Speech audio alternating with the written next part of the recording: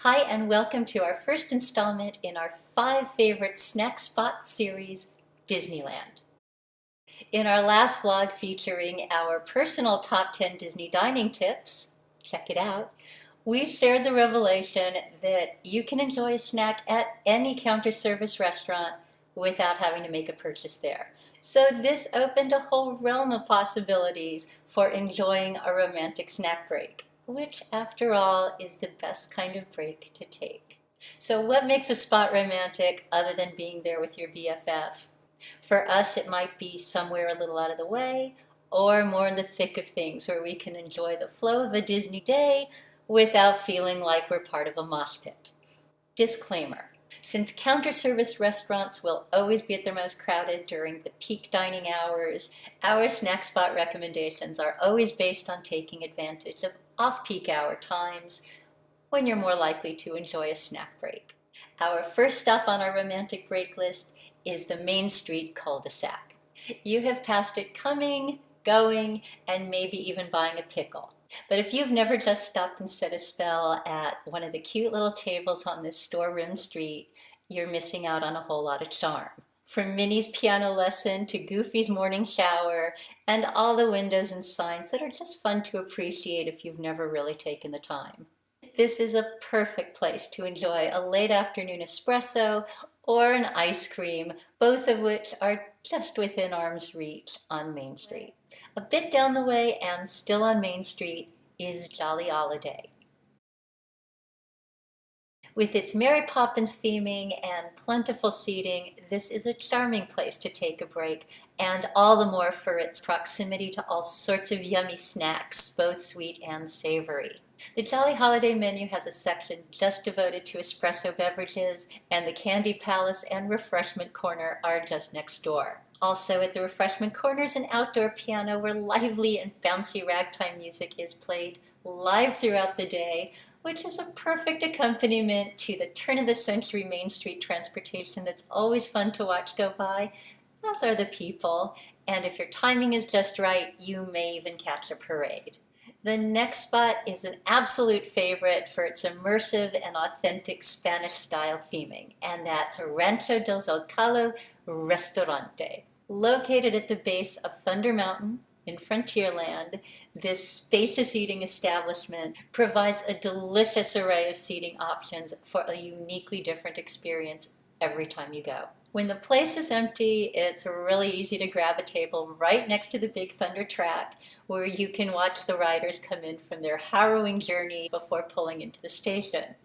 Admittedly, the romance takes a bit of a backseat to the entertainment. So when we want something a little more sedate, we'll sit out front where we can soak up the serenity of a desert oasis surrounded by terracotta pots filled with brightly colored flowers, intricate wrought iron detailing, and authentic adobe architecture and accents. If you go at night, the colorful hanging lanterns create a magical luminous atmosphere, and heat lamps create a feeling of warm desert air. There's even a completely sheltered indoor area, which has a golden romantic feel and Spanish-style charm. You really can't go wrong wherever you decide to sit at Rancho del Zocalo. And here's a tip. Refills here are free, so you may just want to create your own Fanta concoction and while away some time until it's cool enough to continue. If you're up for something a little more rustic and want to enjoy Disneyland's more natural side, we recommend the Hungry Bear restaurant in Critter Country. Now, even though Critter Country is the smallest of all of Disneyland's lands, the Hungry Bear restaurant is one of the largest spaces within it. Ducks, geese, coots, and more all frequent this popular watering hole, which has made the Riverview seating on the lower level rather crowded and competitive. However, a recent expansion extended the upper deck with a secluded eating area that affords picturesque views of the river and all its lazy goings-on. This is a great place to enjoy an energy-building snack of fruit and nuts, just like the bears do, and take in the great outdoors. For a purely romantic, late-in-the-day getaway, there is no better place than the Red Rose Tavern in Fantasyland. Before it was Red Rose Tavern, you probably knew it as the Pinocchio Village House, where if you had ever passed it blindfolded, you would have known it instantly from the smell of diapers being changed and the piercing cries of cranky kids. Sorry, but true.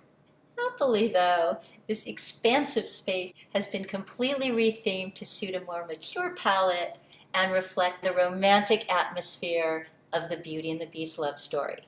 If you take our advice, and you should, wait for the late afternoon to take your Red Rose Tavern break. You'll have your pick of seating among the cozy nooks and hideaways nestled throughout this multi-room space, where stained glass windows, a Gaston-sized fireplace, and French countryside bric-a-brac adorn this warm and inviting setting.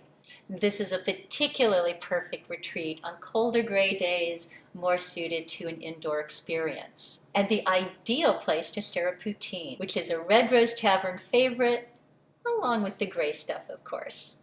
Finally, if you're up for one more, we offer this little goodie, and that's the Little Circle Park in Mickey's Toontown.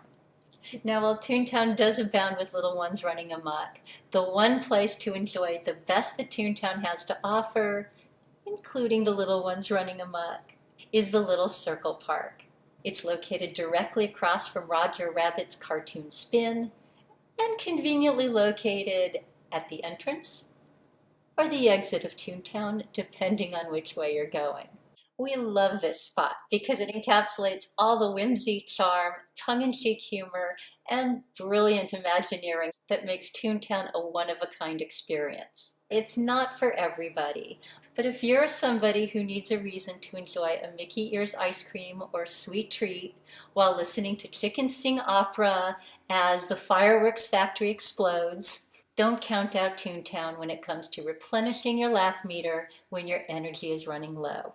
So that concludes our personal top 5 snack spots in Disneyland, plus bonus, and we hope you'll give them a try if you haven't already discovered them for yourselves. If you know of others, please share so that we can continue to build on all our best Disney experiences to make the next one the best one yet.